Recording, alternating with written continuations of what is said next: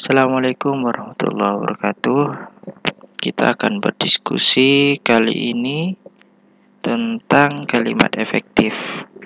Syarat-syarat kalimat efektif itu yang pertama secara tepat mewakili pikiran pembaca, itu ya. Yang kedua mengungkapkan pemahaman yang sama antara pikiran pendengar dengan yang dipikirkan pembaca. Oke. Tetap penulis. Ciri-ciri kalimat efektif yang pertama kesepadanan. Harus terdiri biasanya unsur gramatikal, subjek, predikat, objek, dan keterangan atau tambah pelengkap juga. Itu ya. Ini contohnya. Tommy pergi ke kampus, kemudian Tommy pergi ke perpustakaan. Nah, jadi pemborosan sekali ini. Tommy-nya berarti ada dua. Yang efektif seharusnya Tommy pergi ke kampus, kemudian ke perpustakaan. Oke. Yang kedua adalah kesejajaran. Kesejajaran ini maksudnya adalah kesamaan bentuk kata atau imbuhan kata di dalam kalimat itu. Jika kalimat pertama menggunakan verba, bentuk kedua menggunakan verba juga. Jika kalimat pertama menggunakan kata kerja berimbuhan me, kalimat kedua menggunakan imbuhan me juga. Contohnya yang tidak efektif. Kakak menolong anak itu dengan dipapahnya. Nah, ini yang tidak efektif. Nah, efektif gimana? Kakak menolong anak itu dengan memapahnya. Ya. Atau anak itu ditolong kakak dengan dipapahnya. Nah, sama-sama imbuhan di atau me.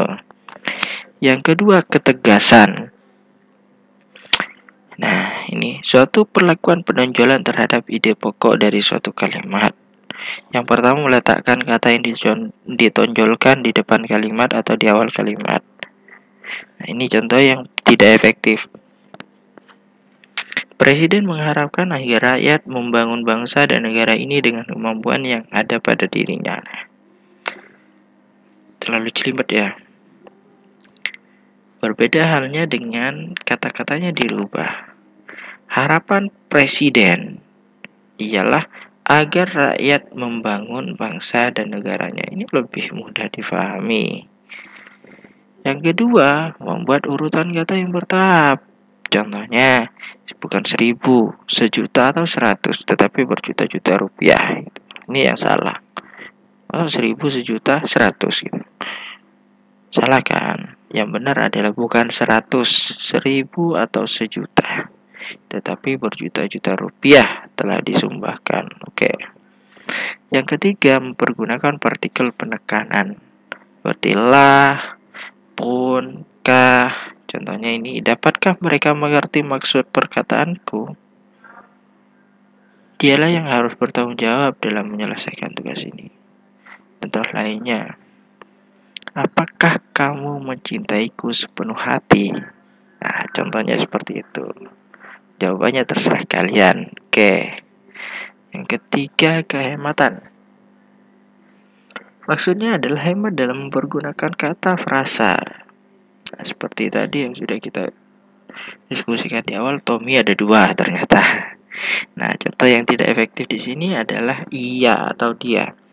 Karena ia tidak diajak, dia tidak ikut belajar bersama di rumahku.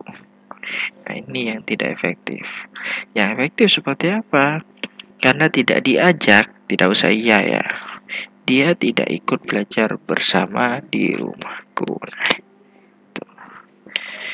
Yang keempat, kecermatan. Dalam membuat kalimat efektif, jangan sampai menjadi kalimat yang ambigu atau menimbulkan tafsiran ganda lebih dari satu. Contohnya yang tidak efektif. Mahasiswa perguruan tinggi yang terkenal itu mendapatkan hadiah. Nah, ini muncul pertanyaan. Yang terkenal itu mahasiswanya atau perguruan tingginya? Ambigu ya. Berbeda ketika kita rubah bahasanya. Mahasiswa yang kuliah di perguruan tinggi yang terkenal itu mendapatkan hadiah. Nah, ini sudah jelas bahwa yang terkenal bukan mahasiswanya tapi perguruan tingginya. Oke. Yang kelima, kepaduan. Maksudnya adalah kepaduan pernyataan dalam kalimat, sehingga informasi yang disampaikan tidak terpecah-pecah. Ada beberapa hal yang perlu diperhatikan dalam kepaduan kalimat ini. Yang pertama, kepaduan kalimat itu tidak boleh bertele-tele. Kalimat yang padu tidak perlu menyisipkan sebuah kata seperti daripada atau tentang, antara predikat kata kerja dan objek penderita. Yang tidak efektif contohnya, makalah ini membahas tentang teknologi fiber optik. Nah, ini yang tidak efektif. Harusnya makalah ini membahas teknologi fiber optik. Nah, itu yang efektif.